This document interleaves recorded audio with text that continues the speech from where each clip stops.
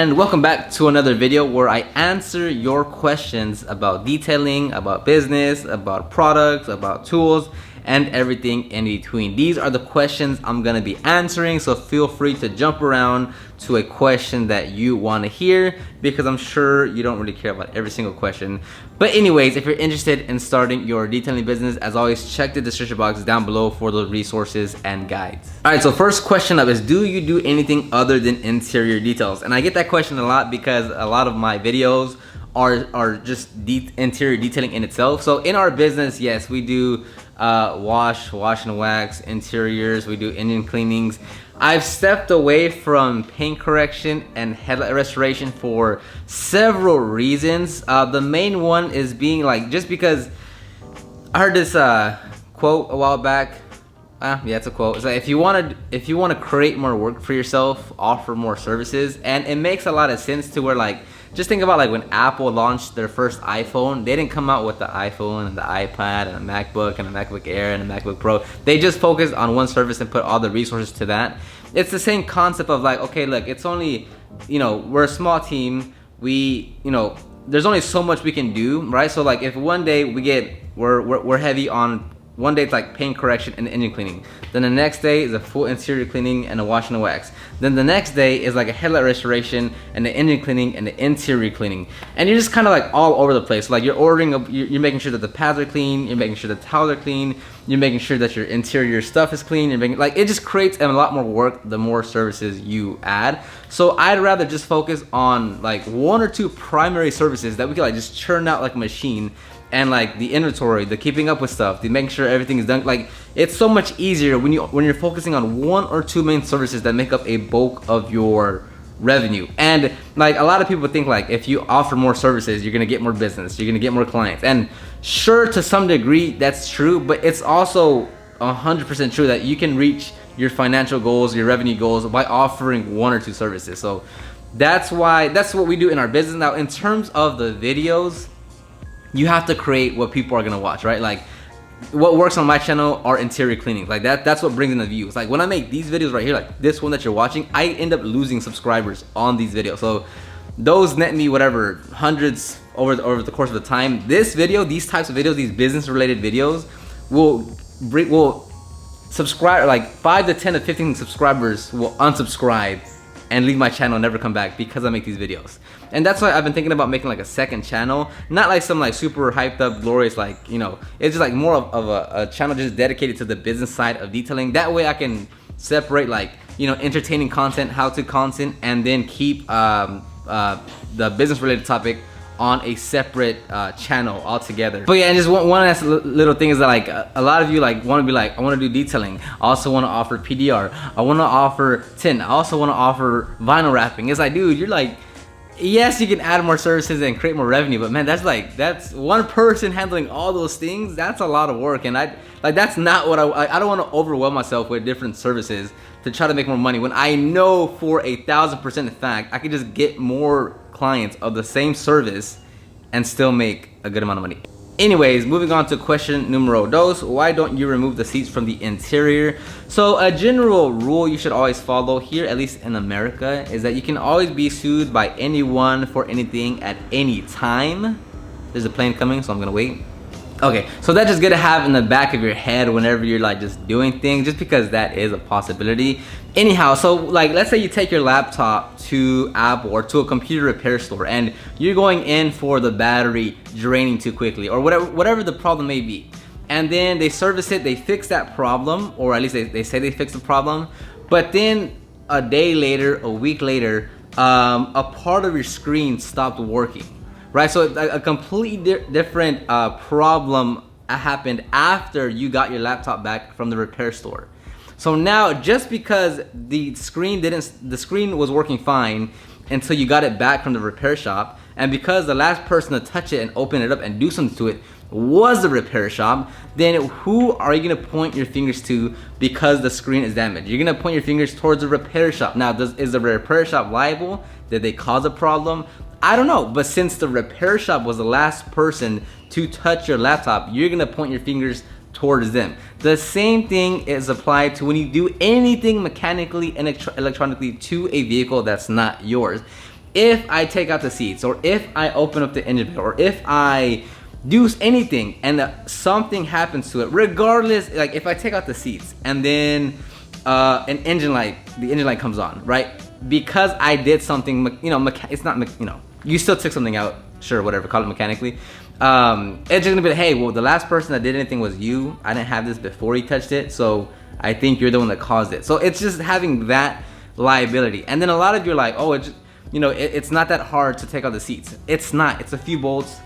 You connect a few cables or wires or whatever, but the problem comes down to the liability sake. Are you sure you, like, it's doing everything, like it's not just removing the seats and then putting them back in and you're good to go. Like, you have to follow everything to the T, like torque down the bolts correctly, making sure everything's connected right. And again, it's not difficult, but when you're doing it for another human being and making sure for their safety and for your liability and their liability and their safety, it's a different dynamic. And on top of that, guys, I'm mobile. I'm in an apartment. I'm in a driveway where other cars are coming in and out. There's like, what if I have all the seats out and then it starts raining and then the customer isn't home and I can't open the garage? What am I gonna do with the seats? Like, just throw them back in there quickly? No, because then I'm gonna scratch something, I'm gonna miss something, I'm gonna misplace. So it's not easy to just say, just take out the seats. It doesn't take that long. Like, it's a process. And again, like, this is on the video I just made recently, like these are the things you have to go through in your head. It's not just saying like, okay, well, you know what, I'm gonna polish the entire exterior, so let me remove all the emblems, let me take off the door handles, let me take off the trim, because I want to get every single last part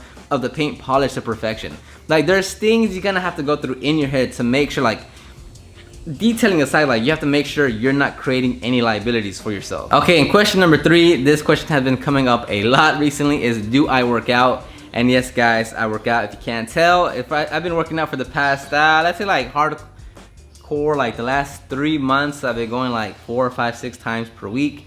And on top of that, I run about 20 to 30 miles per week. And on top of that, like, if you see my videos and you see me working, like, I am legitimately like hardcore sweating the entire time. So I pretty much do an excessive amount of cardio. And I don't want to lose weight. Like, right now I'm sitting like at 155 and I don't want to go under 150, so I eat quite a bit to just maintain my weight.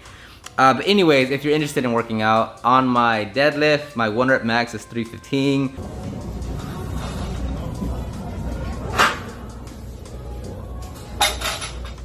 On squats, at least my working set 5x5 is 225.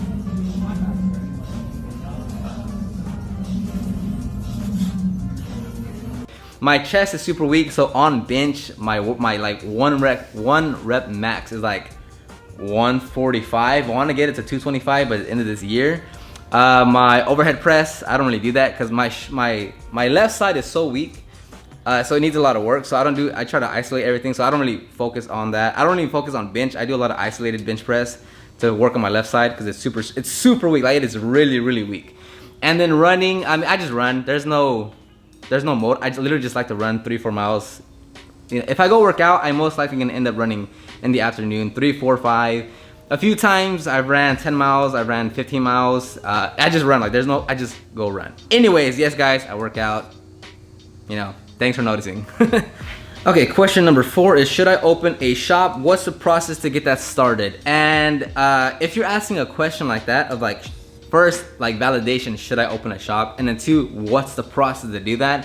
I can guarantee year 1, don't have customers, 2, don't have experience, and 3, have no idea what you're doing. And I would totally advise you to not do it. And I get it, you're starting a business and you're like, you know what?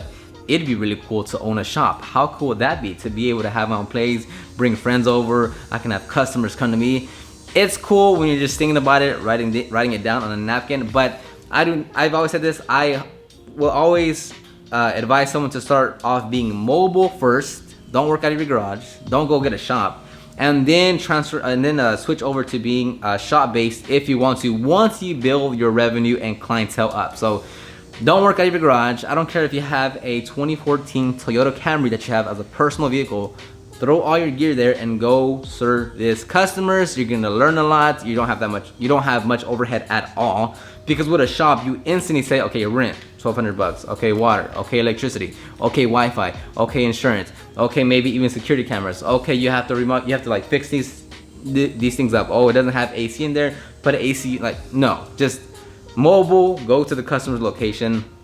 1, 2, 3, 4 years down the line, think about opening up a shop. Okay, number 5, big questions here. I've been detailing for 5 years. I was charging 120 for small cars and SUVs and 140 for large SUVs, vans, and trucks. By the way, I don't really edit these. I just copy and paste them. I'll try to condense them a little bit, but if there's no, commas or punctuation or grammatical errors, I'm gonna try to just read through it as well. Then I met with a dealership and negotiated a flat rate of $100 and a second dealership this year with a flat rate of $110. The problem is they have a huge amount of cars needing to be detailed. I'm spending 3 to 4 hours on small cars and 4 to 5 hours on large vehicles. I don't feel it's enough money to take on an employee or to set up a shop and pay rent. Currently out of my garage, vehicles are delivered to my house. And this is why I don't mess with dealerships at all. There's only been no dealerships whatsoever. I've never dealt with a dealership because of this specifically. They're gonna give you a lot of vehicles, they're gonna give you volume.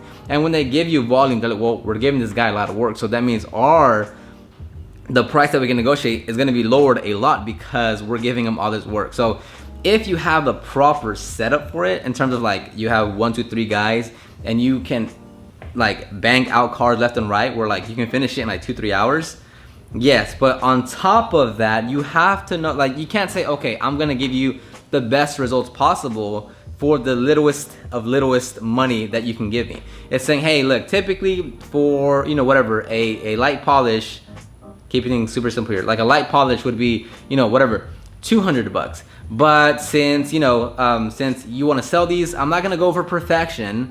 I'm going to focus on the areas that need it most. It's still going to look a lot better. We'll do it for $140. You don't go in there and say, okay, well, we usually do $200 for a light polish, but because you're a dealership and you're giving us so much work, we're just gonna do everything the exact same except just charge you $100. That's not fair, guys. And if they say no, we want the best work for the lowest price, you don't take on the work because it's not gonna be favorable for you. Within a week, 2 weeks, you're gonna be like, I'm burnt out. Like, this is a lot of work for not a lot of money. I'm not motivated. I'm unhappy when I go and do this work. I hate it. They're annoying. I'd rather go work on retail work where I'm getting a lot more money for a lot less. So if you're gonna go into a dealership, you can't say, here's the entire service, I'll just give it to you for much less because you're giving me volume. No, make sure the service fits at the price that they're paying for. So if they're paying for, if it's usually $200 and they're paying for $140, we'll give them $140 worth of work. Again, you gotta just position it correctly. You're still gonna make it look better. It's still gonna look better for sales. It's gonna add more value to the vehicle, but don't just give your services away for cheap. Like, you're gonna run yourself out of business and you're gonna hate your life. Number 6, I'm just starting my detailing business and want to do a website, but should I wait because I'm only offering basic exterior and interior wash for right now? So my website would be very basic. And did you use a company? Okay, that's why I need to maybe proofread this a little bit. So he's saying I'm just getting started and I'm offering basic interior and exterior services, so there's not going to be a lot of services on there. And then who built my website and how did I pay for it to get it on Google? Man, that was confusing. My bad. I should edit this out, but I'm gonna just keep it in here. So if you have a with your website, yeah, you immediately should start. So the best advice is just go learn everything about website optimization and then search engine optimization. Those two things are the main things you need to focus on with your website. I'm not even gonna get into it. Just go and start reading everything about website optimization and search engine optimization. In terms of website optimization would be, how to create the pages to make sure that they convert properly, how to set them up properly. And then search engine optimization is actually doing the things you need to do to make sure your website gets ranked on the first page of Google as high as it can. It's not overly technical. Like, there's no coding involved. It's not technical. Like, someone that has very, that lacks the computer skills, like they don't know how to type, or they don't type a lot, or they're not like heavy, and that doesn't matter. It's not that technical. You can do it. It's gonna take a lot of work. And as far as, I didn't pay anyone. I don't pay like Google ads. I just do search engine optimization, and that's how I get all my customers. And if you go look at my business social pages like Facebook and Instagram, they're like dead. Like, there's absolutely, well, probably a little bit of content, but there's almost zero content posted in the last like 2.5 years. Like, I literally do not touch social media for my detailing business at all. Because why?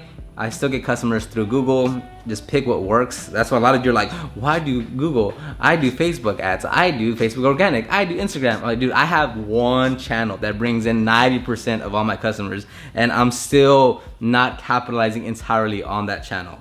So yeah. So number 7, I found a detailing company here that will put me to work and I'll get a decent commission.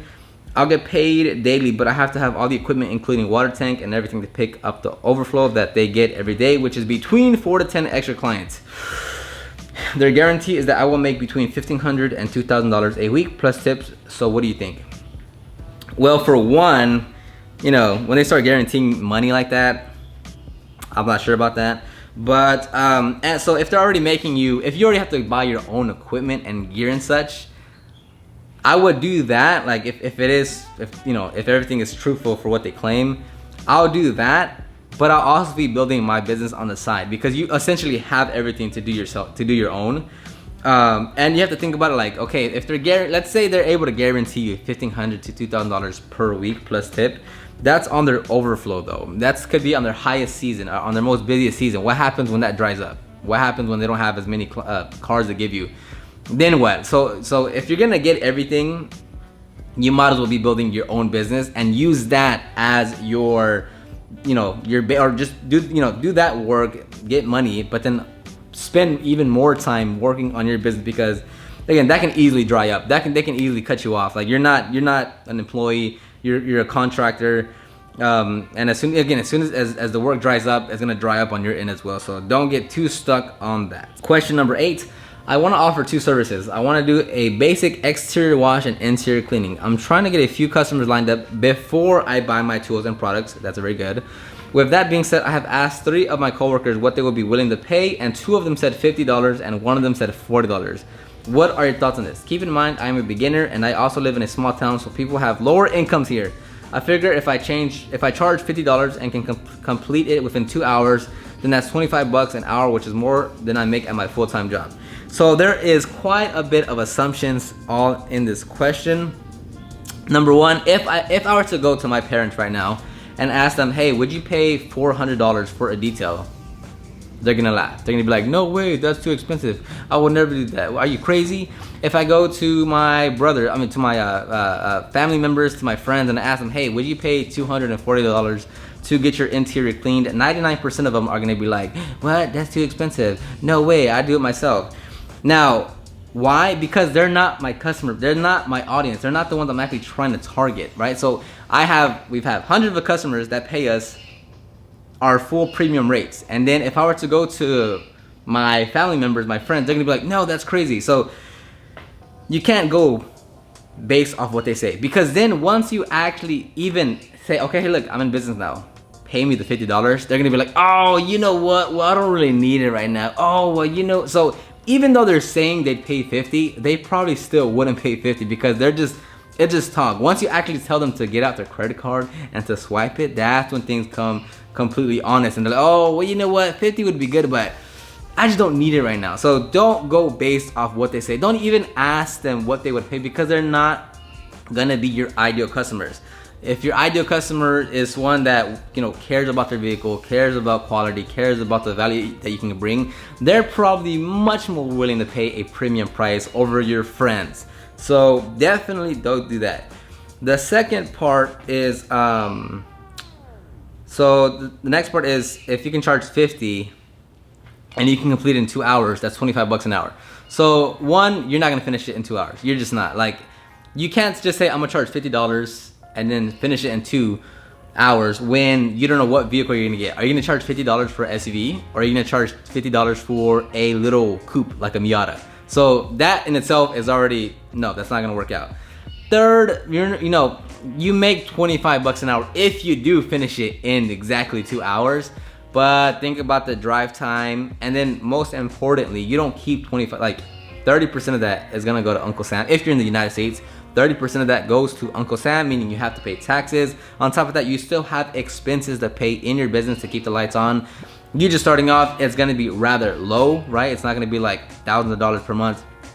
It might be like, I don't know, but you're gonna have something that you need to pay for to keep your business alive. So you don't really keep $25 an hour.